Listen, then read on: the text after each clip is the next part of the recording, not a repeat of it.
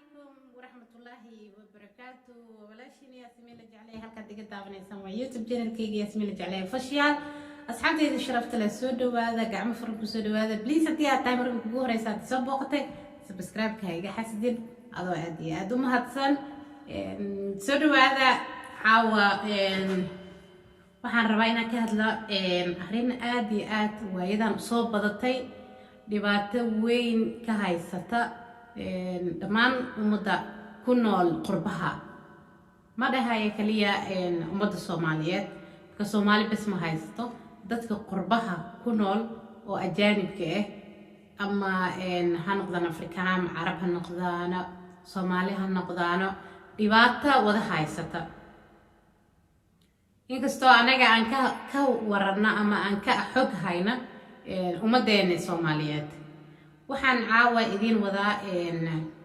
aan soo arkay oo aan aad iyo aad ugu soo qiirooday oo aan jeclaaday inaan idin la wadaago si aad duco aad ugu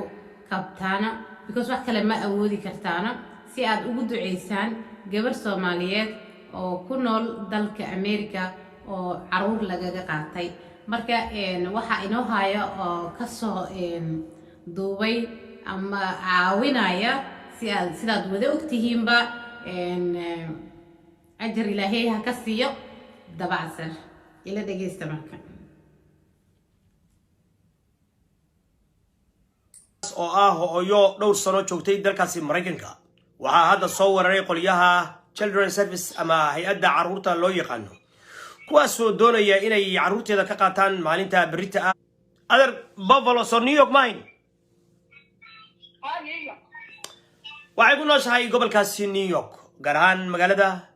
Buffalo telefonkeeda halkaas u idin saaray hooyo Xakiimo fadlan jaaliyada ku dhaqan dalka gobolkaasi New York magaalada Buffalo waxaan in ka codsanaya hooyo Xakiimo oo telefonkeedii aan halka idin soo saaray iminkana khadka telefonka ku jirta waxaan idin ka codsanayaa hooyada Soomaaliyeed u gurmada oo degdeg waliba ugu gurmada please hooyo Xakiimo waxa uu dhahay xogo sanado badan ayay dalka ku nooshahay America marka waxa uu inaga dalbaday dabcasar in aan gurmad degdeg aan u sameeyno marka haddii qof walba YouTuber oo soo qaata oo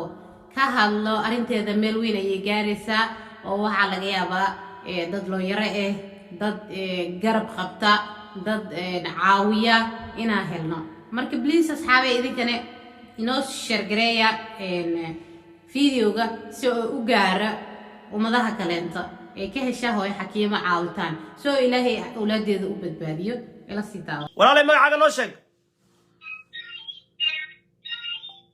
adeer hello Xakiimo leeda Xakiimo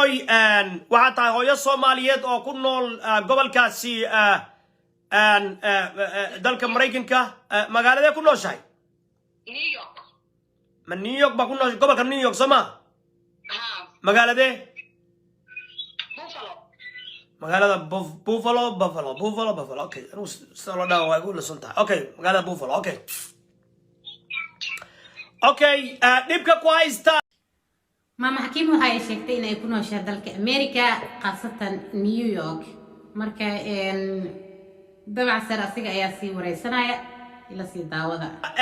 hooyo xaaso caruura tahay Soomaa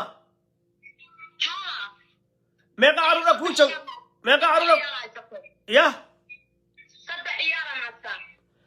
saddex ciyaal haysataa gabadhan Soomaaliyeed dalka Mareykankana goorma timid 16 ki baad timid okay 15 7 years baad joogtaa markaad imaanaysay Mareykan dalkee ka soo gashay ma Kenya ma Ethiopia ma waxa ay tiraahday dalka waxaan imaaday 2015 waa hooyo saddex caruur haysata ku nool dalka America ilaahay rabbi raxmaano waxaan Allah halkan ilaahay waxaan ugu baryeynaa dhamaan ummadda Soomaaliyeed inay u soo duceeyaan inay garab u noqdaan kuwa ag jooga kuwa aan ag joogina oo dalkaasi ku nooleena waxa kaliya ay ku caawin karaan وإن يوسود عيان مع مضاسي سيدو إنا إلهي أولادي ذو بدبادية أنا سيد داونا اوكي اسكدا waxaa soo dhan dibka ku haystaan u gudbaynaa xakiimoy muxuu yahay dibka ku haystay gabadhi waxay ka raajo x-ray bay saaran waxay ka heleen pneumonia qaboob bay ka heleen waxay u dhaheen x-ray-gadu uu sheegaa qabooba ku jiro waxaad siinaysaa discharge maalintii November 17 isbitaalka liga discharge gareeyay waxay u dhaheen daawadan antibiotic C daawadan C aday daawadan ku bogsooto 10 days maamadaasi waa ay ka gaabsatay dalka America sida ay ku soo gashay ama wadanka ay ka soo gashay qof walba wadan uu joogay dabcan marka uu soo galaya wadamada qurbaha marka waa ay ka gaabsatay calashan dad ayaan jirin jeclaan in la sheego marka waxay tiri walaalo ha igu baafinin adduunka marka waxay tiraahday sababtu waxay ku bilaabatay gabadha dhakhtar ayaan geeyay tiraahday maalmaha kamid ah waxa laga helay tiraahday ama ay ku sheegeen in uu qabow ku jiro daawo ay u soo qoranay tiraahday antibiotic ah si ay loo siiyo marka waan si daawaneena waxa kale intay si leedahay waa xakiima daawadan ku fiicnaato dhakhtarka ku soo celin aday oo daawadan ku bogsoon wayso qabowgi feero ku jiraa bi dhakhtarka ku soo celi amaraha ayaan saaraynaa aday daawadan ku bogsooto laakiin aan soo celinin markii gabadhi daawadi markaasi way fiicnaatay hata iskuul ay aaday November dhammaadkeeda iskuul ay aaday December dhan iskuul ay aaday January bay gaartay January qabow isnoojin markuu soo dhaxayaan iskuul ka reebay maalin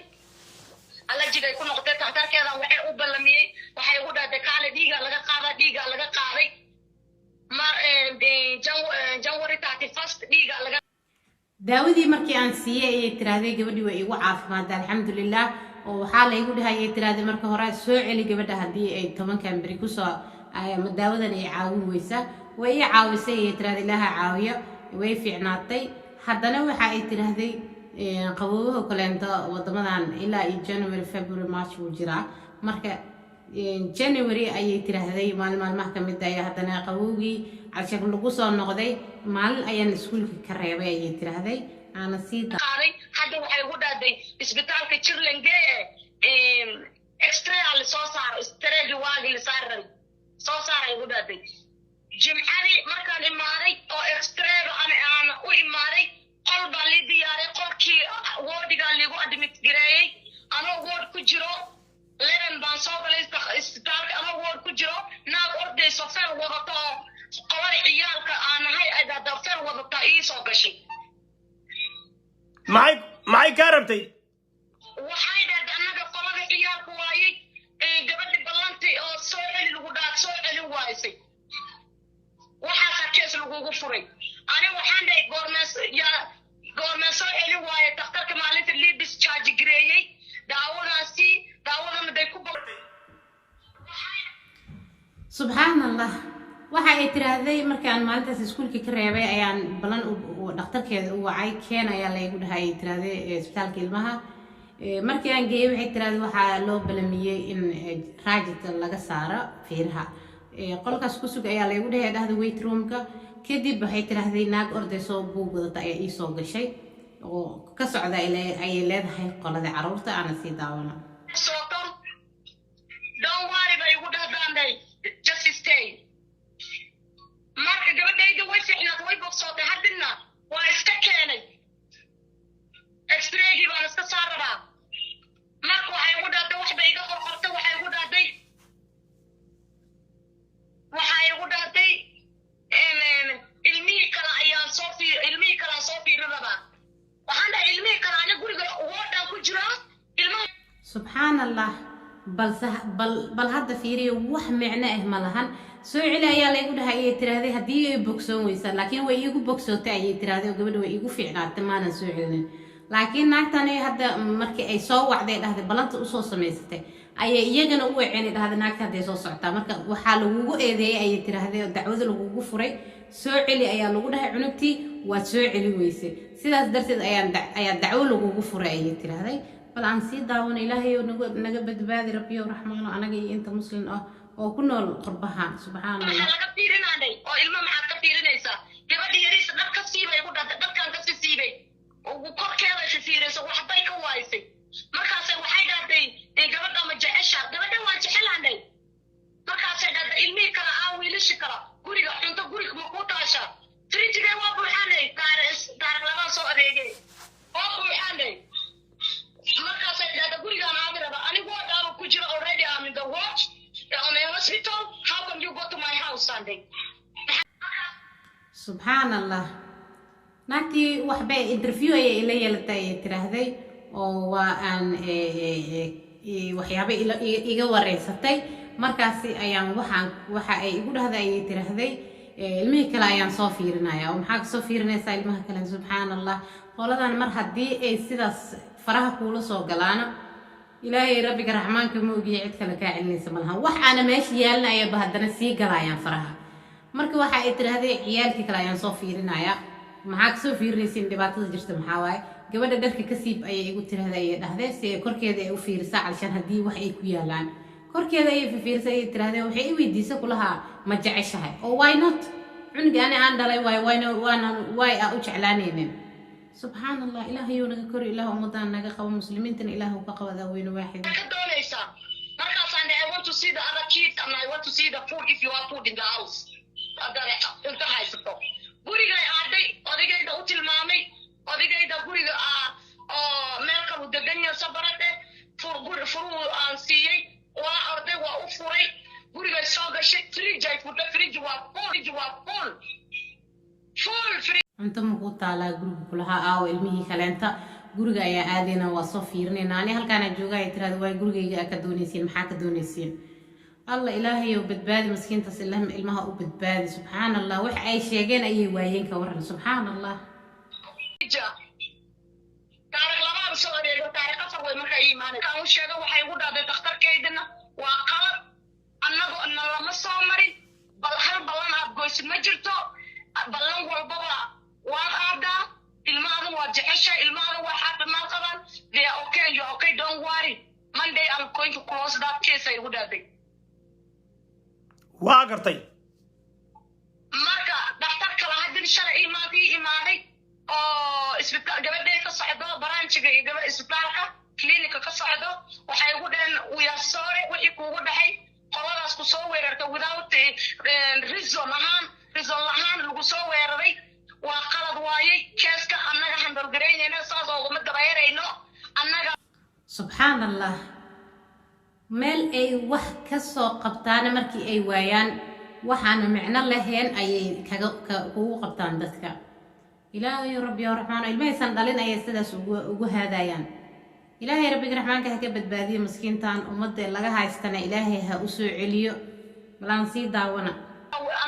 annaga meel saarayna adiga aan waari wax qalad aad leedahay wax qalad kugu aragma gabadhaad annaga doctor annaga dhakhtarkooda wax walba waa okay maama fiicanaata ilmaha waa haysataa gurigaada ilmaha waa okay laakiin ani waxaan leeyahay sababta kees u furtay sababta guriga u aaday sababta ani ii soo weerartay ii weydiin leey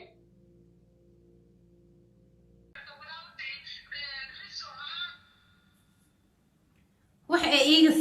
sii sameeyeen ama ay qaldeen ayay waxay ku dhahayaan sorry dhibaatada ku dhacday miskiintaas wadna xanuunka ku dhacay ma oga sorry ayaa la dhahaa guriga ayaa loogu sii imaanaa haddana intaas ilaahay ha ugu siimo rabbiga raxmaanka miskiinta aan sii daawano bal asxaabe annaga meel saarayna adiga aan waari wax qalad aad leedahay wax qalad kugu aragma gabadhaad annaga doctor annaga dhakhtarkooda